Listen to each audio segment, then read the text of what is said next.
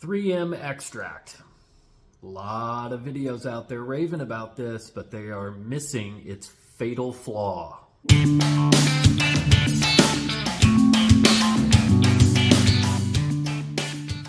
Guys, I'm Jared with Inland Wood and Resin, and today we're talking about 3M Xtract.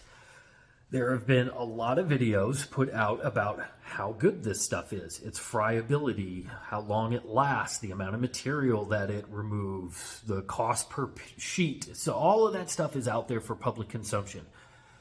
But every video fails to mention its one fundamental flaw. And I am going to very crudely show you what that fundamental flaw is and ultimately how much it will cost you. So without further ado, guys, let's get into it. So this is my sanding setup. I've got the Festool Rotex 150 and I have the Festool ETS, there it is, ETS EC 153 EQ. I also have a spongy backing pad and then an interface pad, and then of course I have the 3M paper, the Xtract.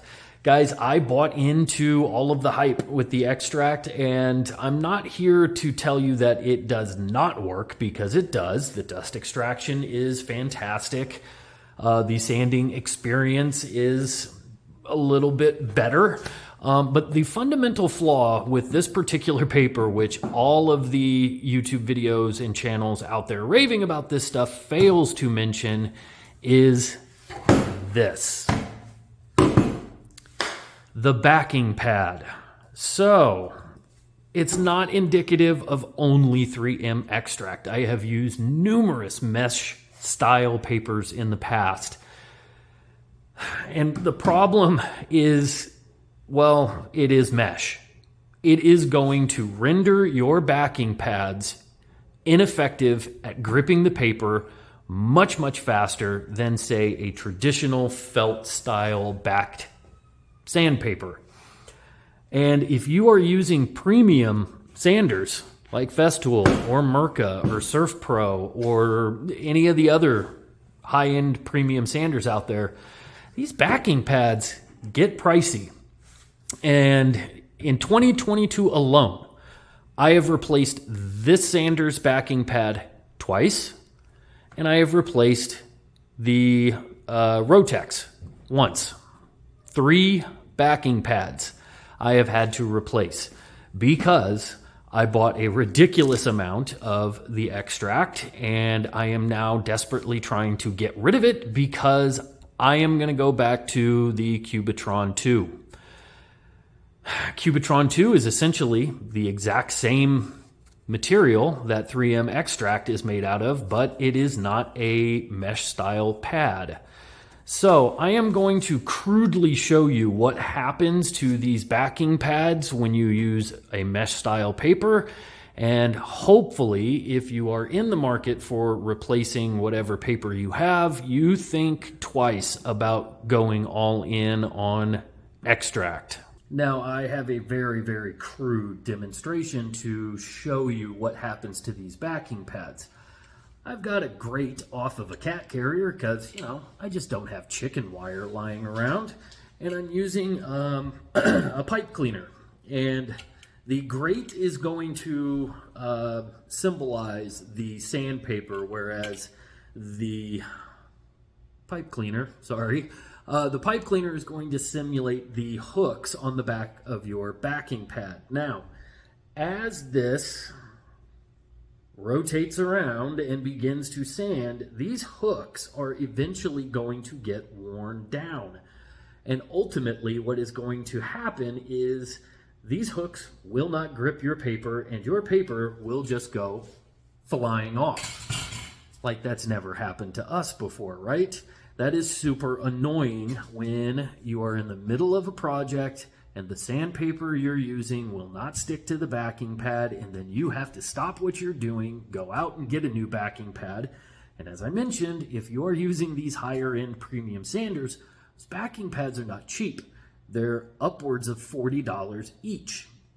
And if you are not fortunate enough to live literally 5 minutes away from your local woodcraft, there could be some travel time involved, which means your project comes to a standstill. And then on top of that, you have to hope and pray that they have what you need in stock when you show up.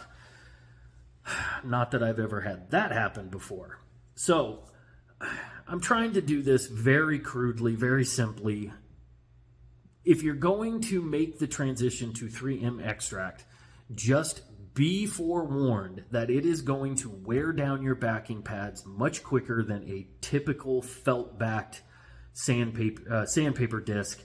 And you have to know that that is going to be an additional cost that you're going to accrue using that style of paper. Now, I commented on another channel's video about 3M Xtract, and they did a very, very good and thorough overview of the history of where this material came from, and just, it was a good video. It was. But I dropped into the comments and I said exactly what I have said in this video, in that there is a major flaw, and that comment produced about 12 or 13 other comments of people saying the exact same thing. Like, hey, I'm a little disappointed in that this paper has caused me to replace my backing pads. And then somebody who apparently was a 3M rep jumped in and said, well, just get an interface pad, get one of these spongy interface pads. And I didn't reply because I'm not that kind of person that wants to start Facebook fights or YouTube fights in the comments. But ultimately my thought process is that if I have to buy a secondary product to make sure that the original product is going to work effectively, then I don't necessarily want to buy that original product. That's why I'm going back to 3M Cubitron II. The dust extraction on Xtract, honestly, I can't tell the difference between Xtract and Cubitron II. It's made of the same material, and arguably you are getting more of it with Cubitron II. Yes, it costs a little bit more, but I'm getting the same kind of results. So I know that by using Cubitron II, I didn't replace my backing pads twice in a year. I didn't do that. But since switching over to 3M Xtract, yes, I have. Actually, 3 times. So I'm just trying to add a little wrinkle to this whole discussion that is kind of real world experience and just chime in. I don't know how many people are going to see it. Honestly, I don't care. But it just needs to be said that mesh style papers, superior dust extraction, maybe arguably better finish quality, but is that worth the amount that you're going to have to spend replacing your backing pads? To me, it's not.